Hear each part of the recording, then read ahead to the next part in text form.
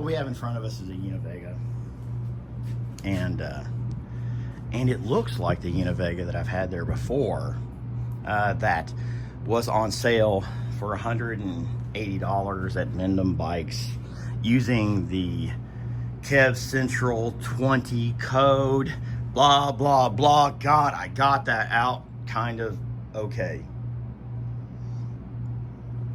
Now this is a medium frame 27.5 wheel.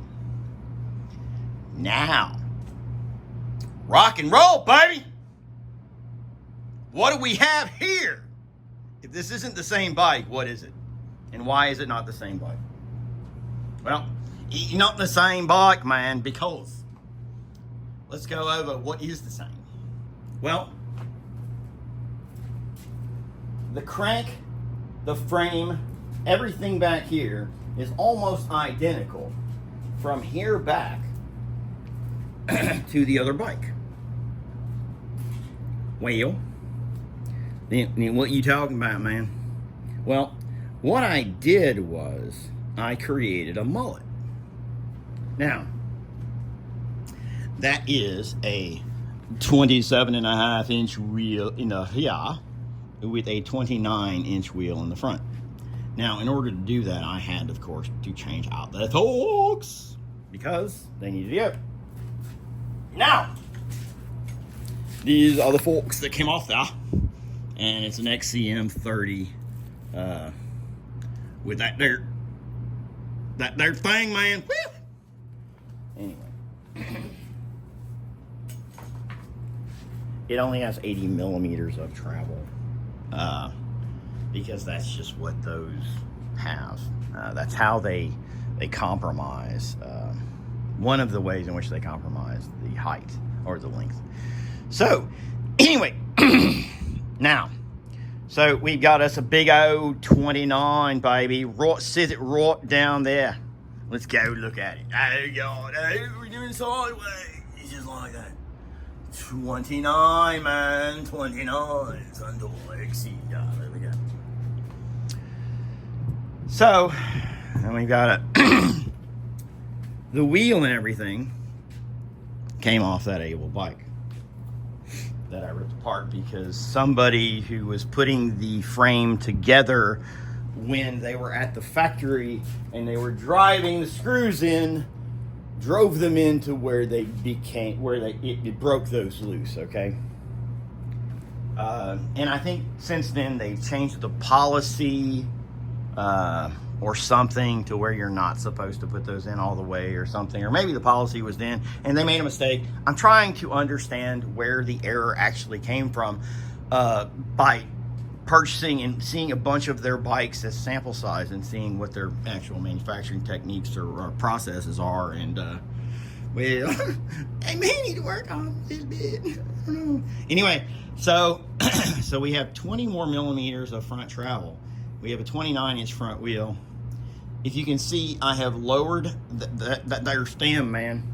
I have lowered it by putting them there spacers on the toppage of it instead of on the bottomage. And that took up some of the height.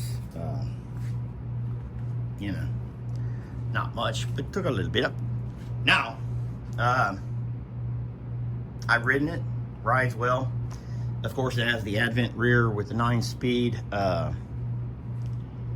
11 to 42 rear cog set because it is one of the takeoff cog sets, same as on the other Mesa that came off the Ozark Trail Vibes, both of them.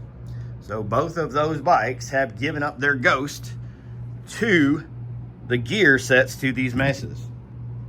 And then I have, of course, bought the rear derailleur and the shifter.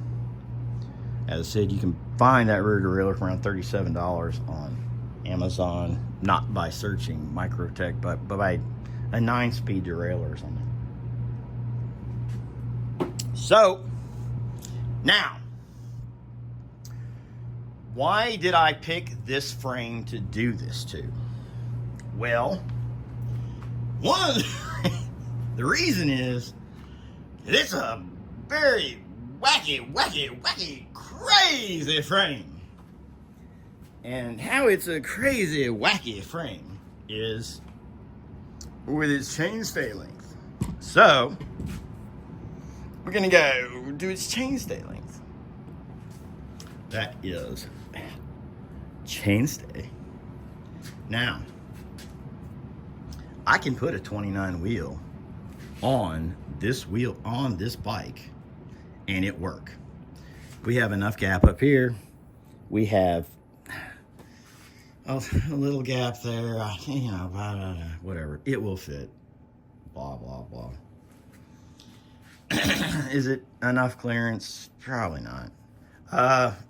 Does it make the standover height even worse? Yeah. So, what this bike has become is going to be an experiment. But I needed the front wheel off this bike, which was a 27.5, to go onto my daughter's bike because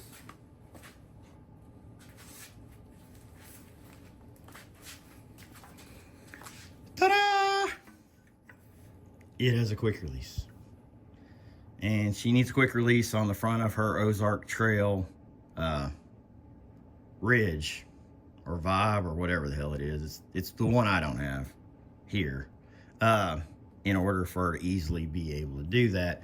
And you can see with the stars that it came off this bike. And that's the only quick release 27.5 I got right now. And, but she needs it for just transportation. Transporting the bike, doing that kind of stuff, this, there, or the other. So, I'm going to take it for the team, and I put the 29 here, and the 29 forks, and this is going to be an experimental setup now, and then I've got another 29 wheel that came off that Able, you know, blah, blah, blah. Now, which we at? I don't know. Anyway, guys, this is what we're doing today, and this is a really good exercise in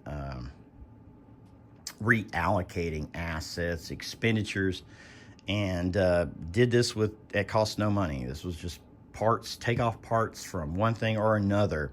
Now, the two new parts that did go on the bike, because you have to sit there and say, well, I took everything off. Well, the bike doesn't work. I don't know what to do. Was I did have to buy the shifter, which was about 30 bucks. I had to buy the rear derailleur, which is about $37. And the gear set for this one was a takeoff. So that's what I got in. I got about less than 70 bucks in the whole setup. And that includes tax and shipping because it was Amazon stuff. Or it met free shipping requirements. So anyway, that is where we are at. Now my child will have a new front wheel that has a quick release on it, and we'll upgrade a little bit of her bike, and then this one will become an experimental thing.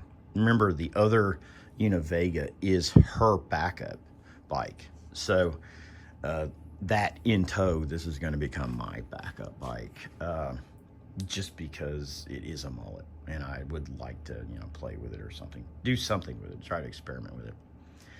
Anyway, we'll just see. Rock and roll. Party on. Have a good one.